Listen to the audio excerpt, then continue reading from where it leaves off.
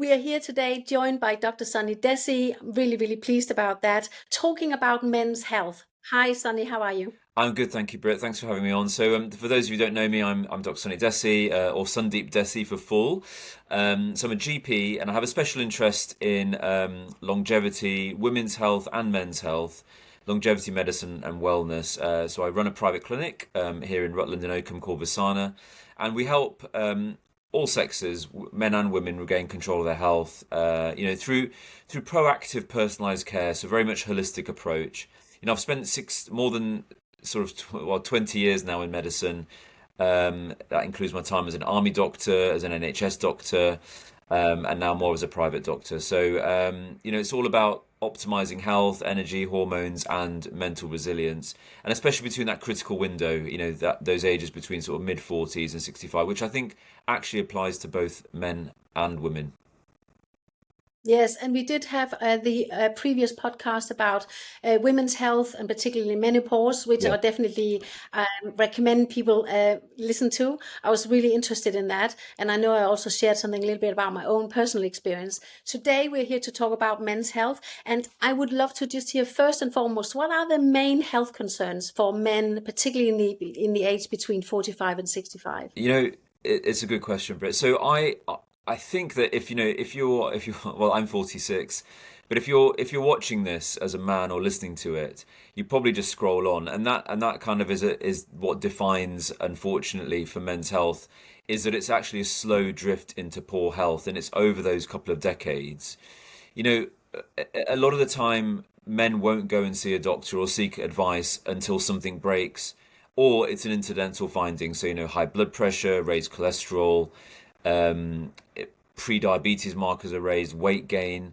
These are I think the big things that affect men's health, but they're not dramatic like they are for or that maybe the impact is not as significant as it is for men, so for women.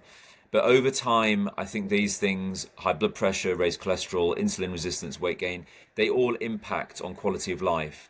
And overall, that's an increased risk of heart attacks, strokes, dementia. And the truth is that these things are often reversible, but men will either reluctantly or not really feel the need to go. So for us as men, it's a slow drift into poor health, whereas for women, it can be a dramatic increase, a dramatic decline, I should say. And I suppose this is this point where also asking and understanding how proactive men are and how can we encourage. I'm assuming that is what we are trying to do, encourage being a bit more proactive. What's your thoughts around that, your experience? Well, just the fact that we're talking about it is making it proactive. Men will often not wait until something goes wrong before they get it checked. It's a bit of an old school mentality. If I feel fine, I must be fine mindset. But by the time symptoms appear, especially for cardiovascular health or heart health or even metabolic health, the damage is already underway and already there.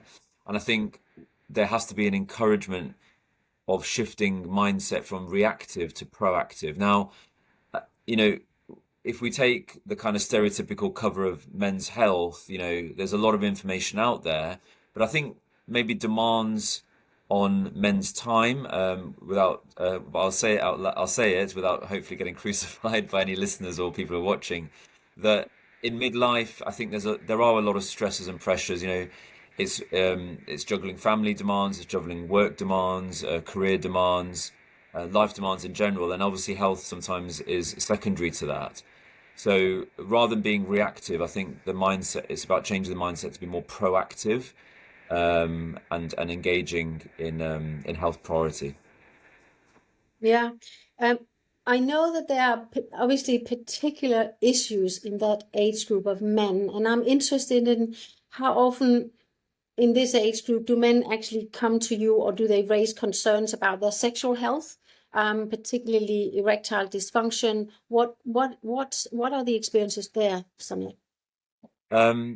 Yeah, it's a difficult subject for many men to broach because it's not something that is often discussed, in friends groups or mutually amongst men. The stigma, the embarrassment, perhaps, but erectile dysfunction is more common than most men realize, and it's not just about performance, about sexual performance. It's also a vascular red flag, we call it. So the arteries in the penis are among the smallest in the body. So dysfunction in that area can be the first visible signs of arterial damage. So with heart health, we always think about the arteries that lead to the heart, but these are quite big arteries. So the damage that's going to be occurring there is going to be late onset. Erectile dysfunction can be an early sign that actually your arteries are accruing damage. And also hormones, particularly testosterone, can play an important role. Stress, sleep issues, insulin resistance, alcohol consumption, medications. These are some things that men will start to use, and they can have effects on sexual function. So what I would say, I think almost 40. Sorry. Would you say they are sort of related to the underlying issues that can create these conditions? Yeah, so I think the statistics, and I'll sort of approximate it, is that those men that have recurrent erectile dysfunction in their 40s are probably 20% more likely to have a heart attack or stroke. It's an early warning system, and it's not just, and a lot of men will put it down to stress or sleep or pressures, and it's that kind of looking at holistically. Is it that home life is because partner or wife may be going through perimenopause, sexual health sex isn't as big a part of the relationship as it used to be, and these sort of things they go missed, and you just put it down to stress in life. So what I'm trying to say is that don't just discount erectile dysfunction as due to stress. It can be one of those early warning signs, particularly for heart health or arterial health, we'll call it. Right. And so what can men do to address these underlying causes of these issues?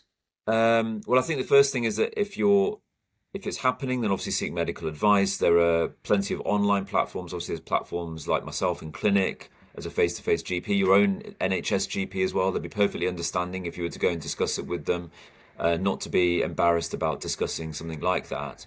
But in terms of lifestyle, I think look at what are your stress levels, what is your sleep like, what is your diet like, what is your exercise levels like, and if you're doing all those things, then generally sexual health is okay. But if you're still getting a recurrent problem, then it's time to seek advice. And there are lots of different ways you can do that, like I just said, online, face-to-face, NHS, private.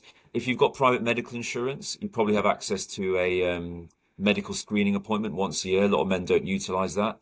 So definitely say, book in with your annual medical screening if you've got private health insurance, and utilize it and have that discussion. Right. That's really helpful.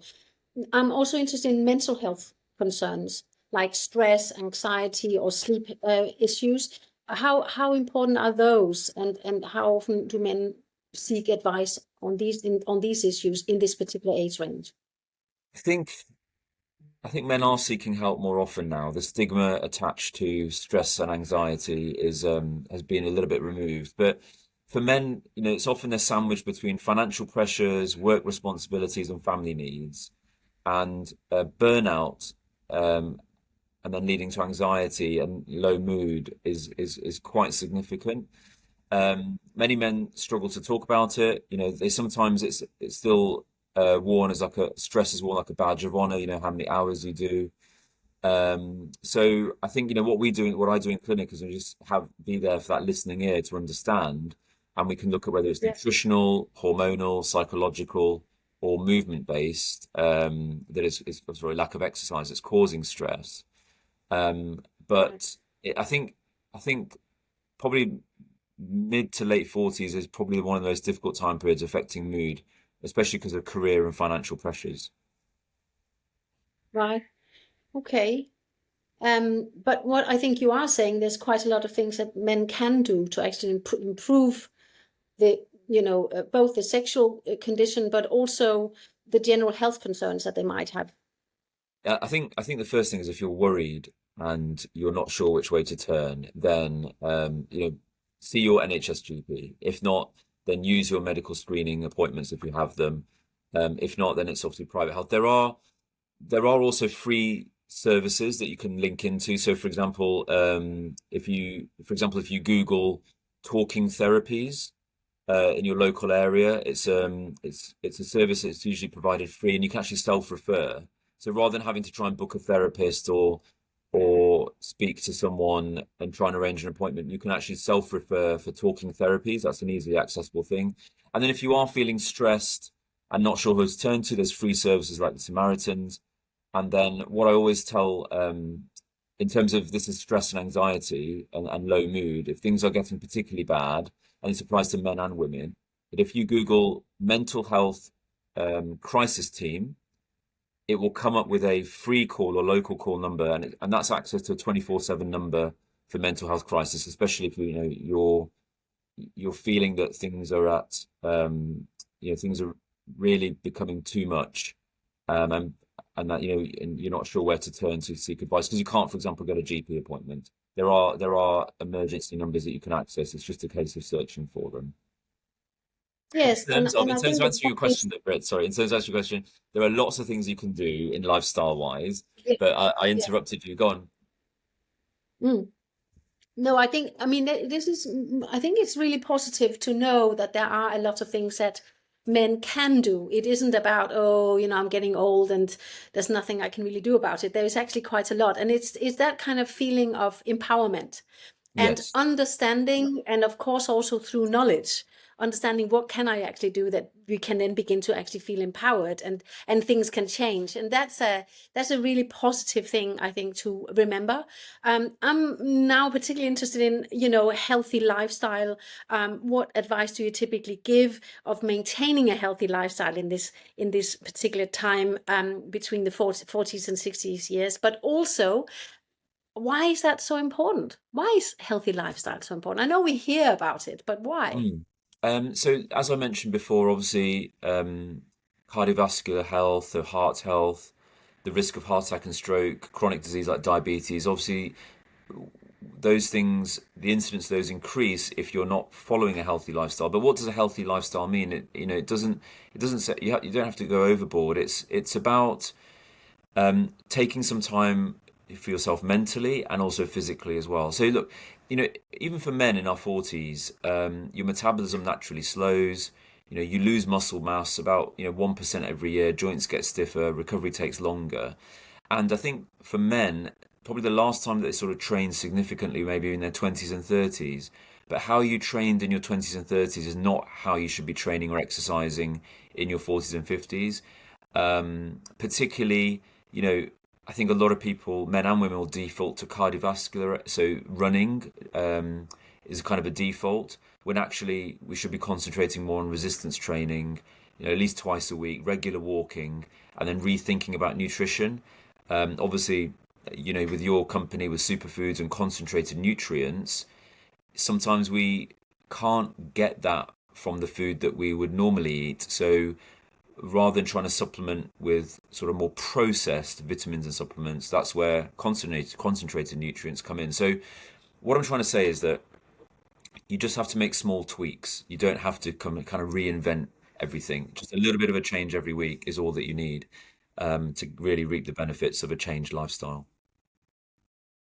Yes, and I mean, talking about that and nutrients and supplementation and so on, I mean, there is quite a lot of research around. I mean, there's obviously taking supplements is a good thing, but absorption rate Yes. decrease radically as we get older. And so taking natural foods has always been a better way of absorbing vitamins, minerals, amino acids, and enzymes. And they also help each other. They actually improve each other's absorption rate. So actually taking a whole food just means that we are able to gain the nutrients that the body needs much more effectively. Would you not agree to that? I'm not a nutritionist. I have knowledge of nutrition, but the thing, you're exactly right. Whole foods contain cofactors, things like, polyphenols are particularly important in helping us to absorb vitamins and micronutrients from a whole food. And obviously, when you sometimes take a processed supplement, although everything is in there, there's a missing link where things aren't absorbed across the gut. So you're exactly right. Whole foods is always a better option than taking a kind of a processed supplement. Yeah. Now, when would you recommend typically that men would seek you out in a consultation in you with, in your clinic? But at what point would you recommend that? So I think that if you're in your 40s or 50s and you haven't had a proper health screening in the last year, now is the time. So things that may resonate if you're listening to this now, if you're tired, you're gaining weight, not sleeping well, or you're noticing changes in your mood or libido, so sexual health, they're not just signs of aging, they're signals. And then the earlier you catch them, the more options we have in order to manage it. It may not be anything sinister. So those who sort of listening, it may not be anything significant right now, but fast forward 5, 10, 15 years, you're not working this hard to then have a retirement that just means you're in or out of hospital. That by then it's usually too late. I think now is the time to take that time and investment. I mean, for the cost of maybe just a couple of meals out these days, you can get a pretty decent health screening done. But I think it's a mindset and culture change that we should be looking more after our health. Um, And it's rather- about this being proactive, isn't it? It's about being yeah, proactive and just think, I'm going to take care of myself. I'm going to take an hour out right now and actually understanding where my health is at and try and do something about it and actually knowing what to do and then feeling empowered in that. These I mean, small, as you say, these small tweaks can really make a difference. I think just, you just have to remember, you speak to a lot of patients where they've just given up alcohol for a week and then you ask them to reflect on it. They're like, yeah, I'm just thinking clearly. I'm not feeling as tired and lethargic. Obviously alcohol has a place in sort of social function and it's a social lubricant, but it doesn't mean you're having to have a drink every day. Exercise, just once a week in the gym will just give you that boost, which can help to relieve stress. Yeah. Well, thank you so much to Dr. Sunny Dhesi. Really appreciate your time. I know you're busy and you've taken time out to talk to us today. For people to get in touch with Dr. Sunny Dhesi, which I absolutely would recommend, is to Thank follow you. the links below to your contact details and to your clinic. And of course, to order the superfood juices, there is also a link down below with discounts and extra free juice. So really appreciate it. Thank you so much, Sunny. I was going to say, you didn't ask me the question, but I will just quickly add in. So look, I'm here talking to Britt because I am a big believer in natural foods, natural compounds. Wheatgrass, which I take, rich in chlorophyll, rich in magnesium, antioxidants, and essential enzymes. It's not just a green hype. It supports everything that we've just been talking about, and even on a cellular level and mitochondrial energy support, superfoods are exactly what they say. So a wholehearted endorsement in terms of where else can you get a supplement that's a whole food and looks very much not too different to how it was when it grew in the ground.